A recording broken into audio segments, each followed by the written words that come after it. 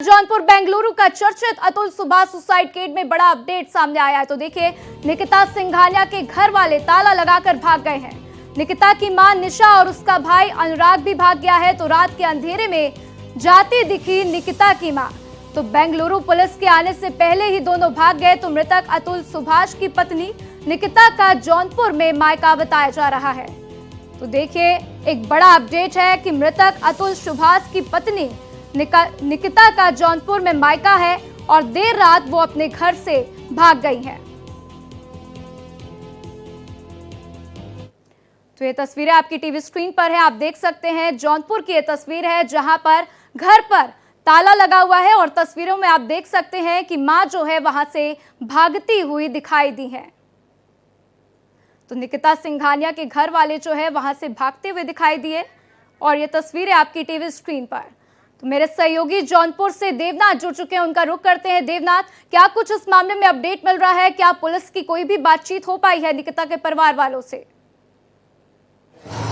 देखिए, अगर आप घर की बात करें तो घर में साफ साफ ताला लगा हुआ है और जो जानकारी है उसके अनुसार रात को ही ये परिवार यहाँ से, जो निकिता की माँ थी वो यहाँ से निकल गई हैं, मोटरसाइकिल पे बैठ के निकली। और अगर आप घर देखिए तो इस तरीके से ताला लगा हुआ है, यानी जो घर यहाँ पर लोग थे। लेकिन जैसे ही पता लगा कि बेंगलोर पुलिस यहाँ पर आई है, उसके बाद ही पूरा परिवार अपनी गिरफ्तारी के डर से, यानी गिरफ्तारी से बचने के लिए, ये भी खबर आ रही है कि प्रयागराज यानी इलाहाबाद गए हैं, जहाँ पर वो कानूनी मदद की बात लेने की सोच रहे हैं। लेकिन इस बड़ा सवाल ये है कि लोग सवाल कर रहे हैं कि जब आप सही हैं, आपके पास सारे तथ्य हैं और आपने किसी इंजीनियर को, जैसा कि आप कह रहे हो कि किसी को भी हमने प्रताड़ित नहीं किया, अगर उसने फ्रस्ट्रेशन में आत्महत्या की है तो आप भाग क्यों रहे हो, कानून की नज़र से बचने की कोशिश क्यों कर रहे हो? तो जाहिर सी बात है, जो बड़ा अपडेट है वो ये है कि यहाँ पर ये ताला लगा हुआ है और रात के अंधेरे में ये लोग घर से निकले हैं और कहाँ गए हैं इस बारे में कोई पुख्ता जानकारी, लेकिन ये कहा जा रहा है कि प्रयागराज गए। लेकिन अगर आप पूरे मामले को देखें तो जौनपुर के लोग भी, आसपास के लोग, जो उनके पड़ोसियों से मेरी बात हुई, उनका कहना था कि ये परिवार बहुत कम लोगों से मिलता था, किसी से मिलता नहीं था, किसी से मिलना जुलना नहीं था। हालांकि इनकी कपड़े की एक दुकान है जो यहाँ पर चल रही थी और कपड़े की दुकान के अलावा ये किसी से भी मिलते नहीं थे। ऊपर आप तस्वीरों में देख सकते हैं कि इनकी कपड़े की दुकान जो है साफ साफ दिखाई देगी। तो जाहिर सी बात है कि तमाम सारे सवाल है, सवाल जो आत्महत्या करने से पहले जो सुसाइड नोट में है वो तो है ही है, इसके अलावा जो आसपास के लोग हैं वो भी इनको लेकर के सवाल उठा रहे हैं कि आखिर इस तरीके की घटना अगर हो गई है तो इसके पीछे भागने की क्या ज़रूरत है, सीधे सीधे सवालों के जवाब देने की ज़रूरत है। क्योंकि इसके पहले अगर मैं बताऊं आपको तो 1-2 दिन पहले इनके चाचा बोल रहे थे कि नहीं, हम लोगों ने ऐसा कुछ नहीं किया। ये लोग भी कह रहे थे कि निकिता बिल्कुल बेगुनाह है, ऐसा कुछ नहीं हुआ। लेकिन जिस तरीके के सुसाइड नोट आया है उसके बाद ये सवाल जरूर उठ रहे हैं और पूरे देश में, यहाँ तक कि जुडिशरी भी सिस्टम को लेकर के बात हो रही है, सिस्टम पर लेकर के जो सवाल उठ रहे हैं, उन सबके बीच फिलहाल बड़ा अपडेट है कि ये लोग अपने घर से भाग गए हैं और अभी तक पता नहीं लग रहा कि कहाँ गए हैं। और तमाम जो उधर जो बेंगलोर पुलिस है वो शहर में है, ये जानकारी आ रही है कि वो शहर में है। हालांकि इस मामले में और क्या बड़ी जानकारी, क्या आसपास के लोग भी ये कह रहे हैं कि आपस में विवाद होता था या फिर मारपीट की कोई ऐसी घटना कुछ ऐसी सामने आई हो जिससे ये समझा जाए कि इन्हीं का पूरा हाथ है इस पूरे मामले में?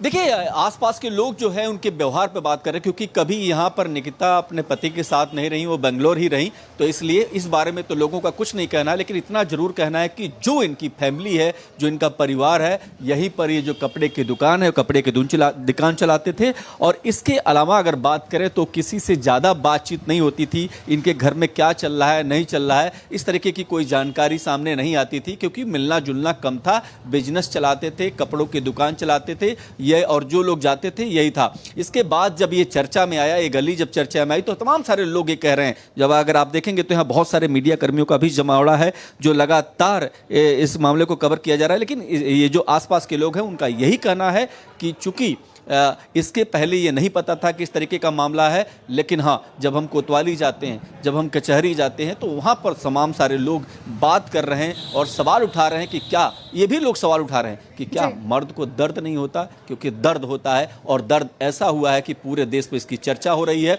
और इस चर्चा की सबसे बड़ी बात यह है कि न्याय अभी बाकी है, इंसाफ अभी बाकी है, और वही उन्होंने अपने टी शर्ट पर लिखा, यही उन्होंने बिल्कुल अपने नोट देवनाथ, पर लिखा। इंसाफ अभी बाकी इसलिए है और पुलिस कल से ही जांच कर रही है, छानबीन कर रही है। पुलिस की जांच अभी कहां तक पहुंची है?